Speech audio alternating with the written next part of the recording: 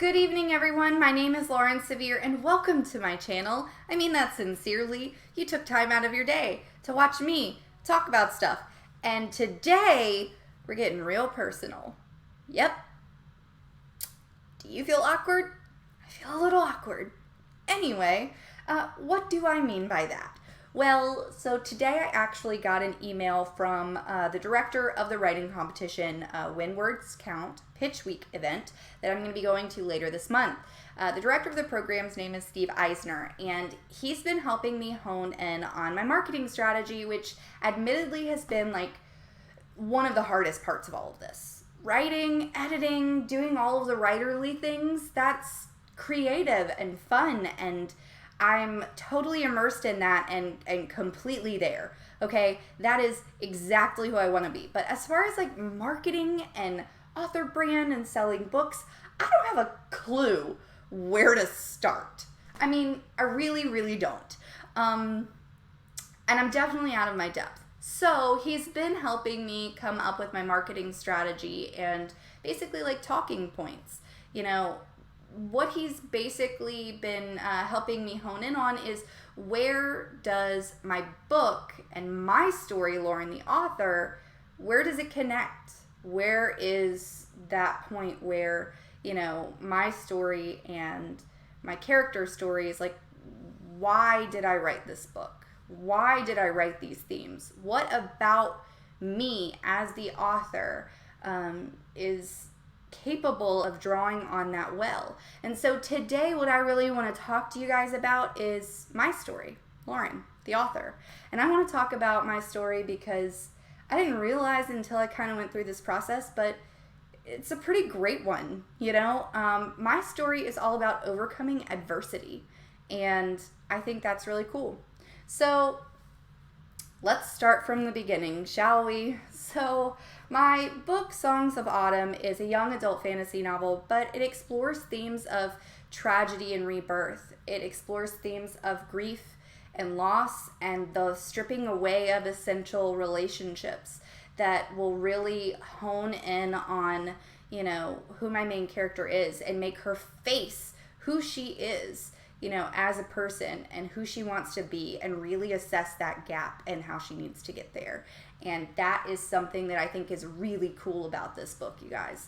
But I think one of the reasons that I could write it and I could write it well is because I've had to start over a lot in my life, and I've had to overcome things that I never thought I had the strength to overcome.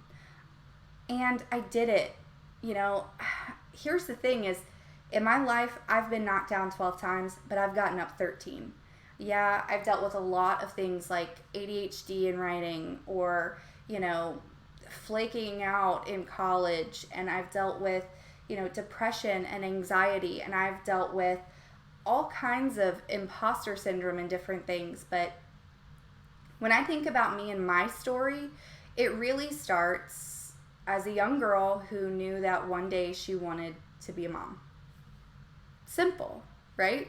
Like every little girl on the planet, when you're like 4 years old and you're playing with your baby doll and, you know, feeding them and changing their little nappy and, you know, brushing their hair and just holding them and telling them how much you love them and just imagining that one day, you know, that's going to be me. One day I'm going to be married and I'm going to have a baby and I'm going to be a mom.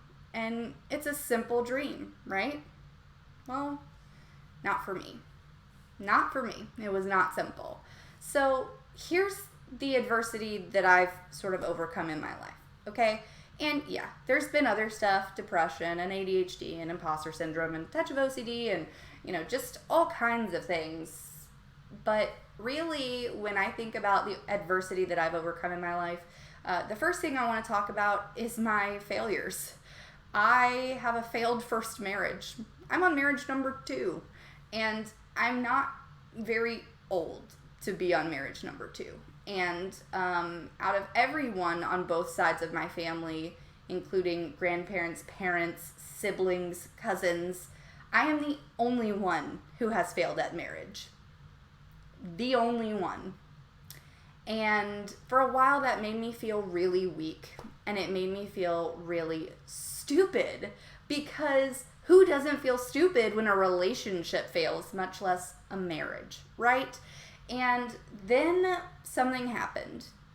I met my now husband number 2, John, who you all met in the writer's significant other tag as the goofy dork, who is also my biggest fan. And the funny thing is, he was my friend and had a crush on me before I ever married that other guy or got divorced from him. So he was there all along, just waiting for me to like realize that I was an idiot, you know? And let me tell you, my failure at marriage the first time around has served me and John in our marriage so much more than a successful relationship ever could have. I knew the warning signs whenever he broke his hip in our first year of marriage. I knew the warning signs of us getting into fights and when we really needed to seek help with couples counseling after losing our first child together. And, so failing at things really is the only way that you know how to make them better and stronger and how you grow. And so where I used to see weakness, I now see strength in that failed first marriage. And yeah, okay, I had a failed first marriage. So what? So what? That makes me interesting, I was a young, stupid kid who fell in love way too fast and, put way too many expectations on some poor schmuck, who wasn't ready for marriage any more than I was. And so it didn't work out. So what? I'm better for it now. Well, then, once I finally got my Prince Charming, 1 month after we got married, he got hurt at work. My husband's a first responder, and the worst phone call that you can get as a first responder's wife is that they're hurt. And I got that phone call 1 month after being married. And he made it seem like no big deal. And he got cleared to go back to work and do some physical therapy and got some muscle relaxers and everything was fine, right? Except that the pain never went away.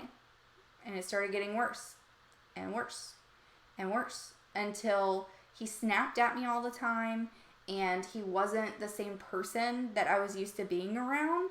And then he couldn't drive anymore.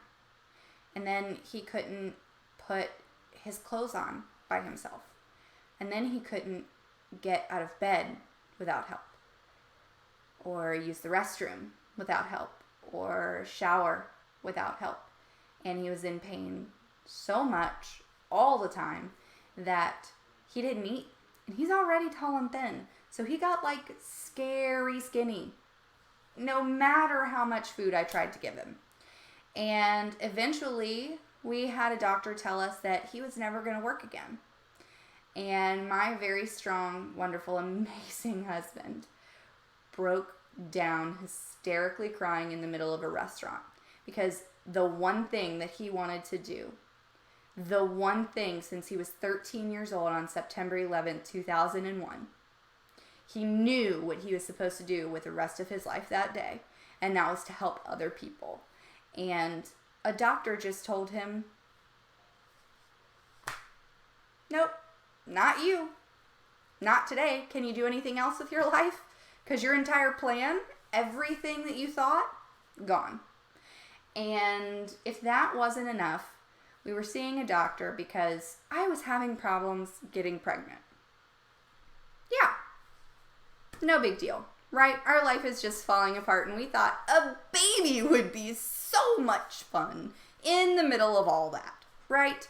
Well, so as I do, I championed my husband and I got us to see a second doctor, get a second opinion. And there was an experimental surgery that only one person in the entire state who's like 4 hours away might consider doing because he doesn't really do it anymore.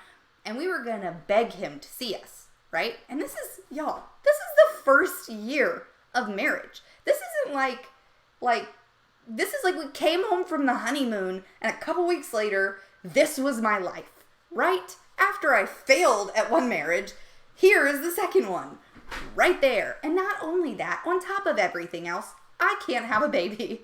And everyone is telling me that that's totally normal and it's a-okay, right? Well, so finally we get accepted by this doctor and he says, sure, no worries. We are going to do this surgery. He's going to feel a lot better. And lo and behold, finally, after taking all of these hormones in the middle of all of this craziness, I got pregnant. And we were ecstatic. And there was hope. And everything was going to be great. And we were doing it, okay? I was working full time. I was caretaking for my husband full time. I was pregnant. I was getting harassed by the HOA because our grass was too high, because I couldn't push the lawnmower pregnant. Yeah, so all of this was going on. And then one day at work, the worst happened. I lost the baby at work. Sitting at a desk, waiting to see patients, I just closed my window, turned off my light, and began to cry at work. And a coworker overheard me, and I couldn't even get the words out, and somehow she could read on my face that something was not right. And she came over, and I said, I think I'm losing the baby. And we called 911, and they rushed me in a wheelchair, and then another coworker, because my husband is on crutches and can barely walk because of a broken hip, rushed me to the hospital to only find out that the baby did not have a heartbeat and that I was going to have emergency surgery. And the very next month after this happened, because I had to suck it up, okay? I had to be strong because I had a husband who was hurting. I had a husband who was hurting and who was not able to do anything for himself. And so I gave myself a day to mourn. And then I put it in a box. And I put that box in the back of my mind. And I went to work every single day. And I got home and I took care of my husband every single day. And I listened to him snap at me and be short with me every single day because he was in pain. And I just took it and I just moved forward. And I moved forward blindly, okay? And I knew that if I stopped even for 1 second, it was just going to eat me alive. And so 1 month after we lost the baby, it was our 1-year anniversary. And we asked the doctor, because we went up to prepare for surgery the next day. We got married on March 21st. He had a surgery March 22nd. And so we asked him, as we were like signing our consent forms and prepping him and everything for surgery the very next morning. And I said, you know what? He's 27, about to have a hip replacement. Can you approve for him to have like a glass of champagne? And so we bought cheap champagne and drank the entire bottle because he said he's 27 having a hip replacement. Like, he can have the whole bottle. Who cares? Like, do what you need to do.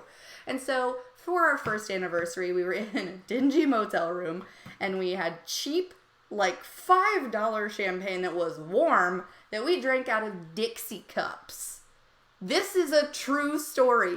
And this was our first anniversary. And I joked with him and I said, we should frame your discharge papers because the first anniversary is the paper anniversary. And how appropriate would that be, right?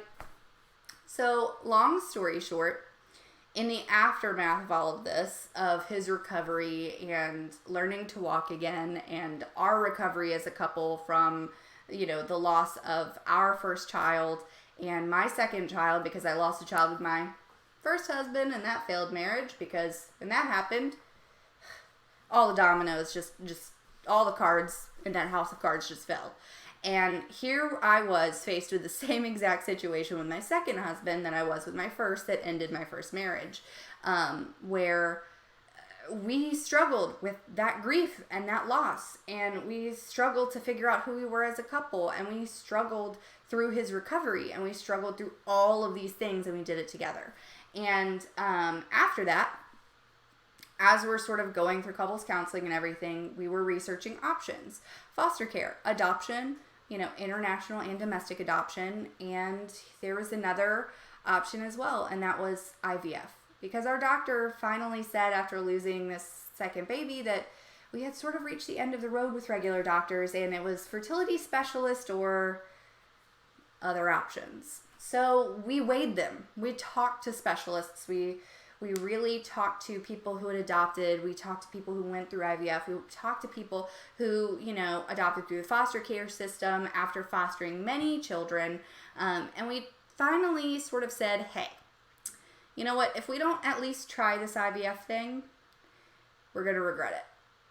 10 years, 20 years down the road, we're going to go, what if? And I don't want to say what if about our life together. We've already overcome so many obstacles that this is just another one.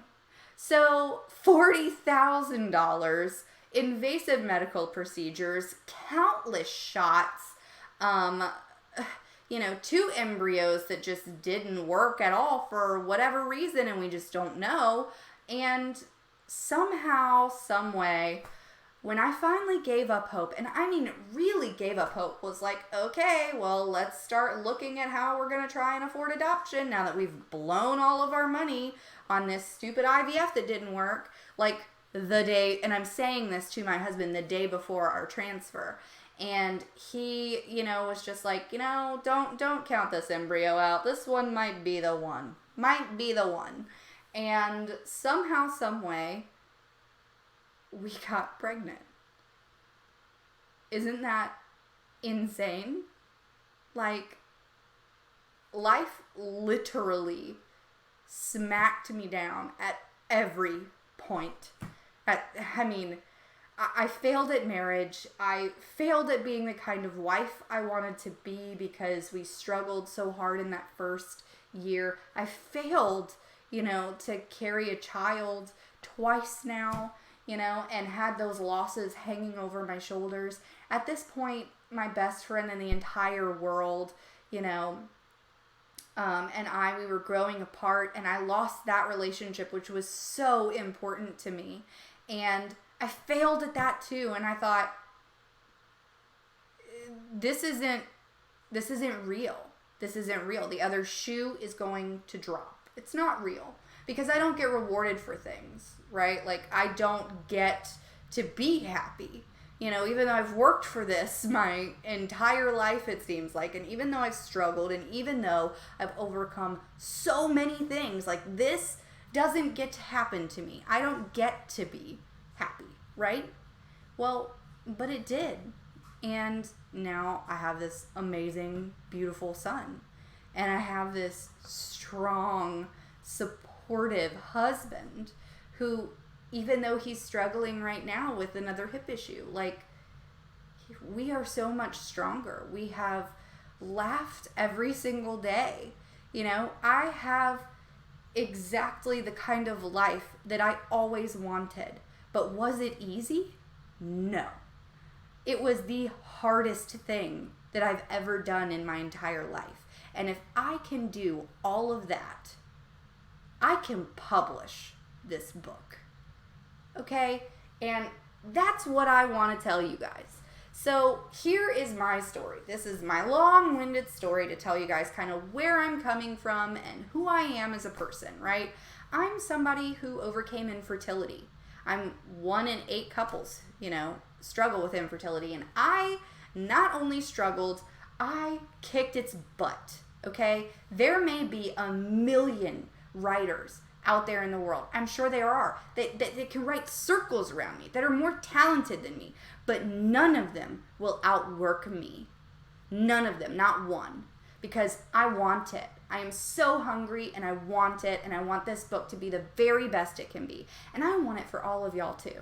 I want you to be able to take that pain and that struggle and this untapped well of strength inside of yourself. And I want you to realize that those things, they don't define you.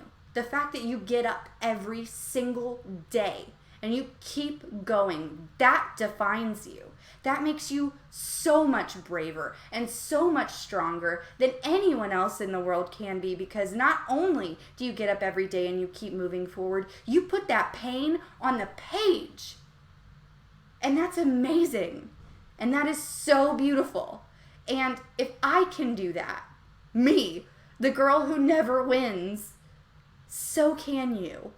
And so I guess me trying to talk my way out of this whole like marketing strategy thing and about my author brand and how he really wanted me to like hone in on my story and who I am because he thought that that was like a cornerstone.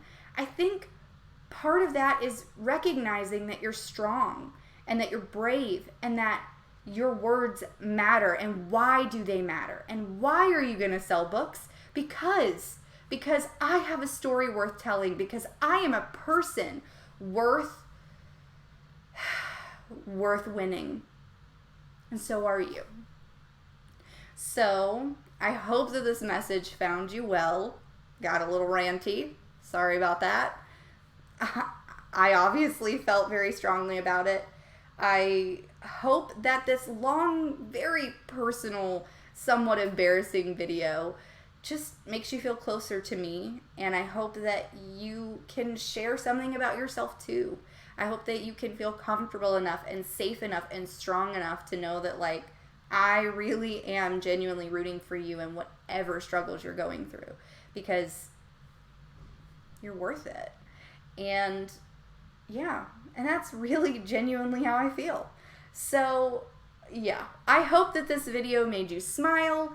I hope that you feel connected to me the way that I feel connected to so many of you guys. And I really hope that you like and subscribe. And if you made it to the end of this video, congratulations. I still don't know anything about marketing, but I think I've learned a lot more about myself, and that's really valuable to me and something that I have to thank this competition experience for. So yeah, anyway, I hope y'all have a great night and y'all keep writing. Bye guys.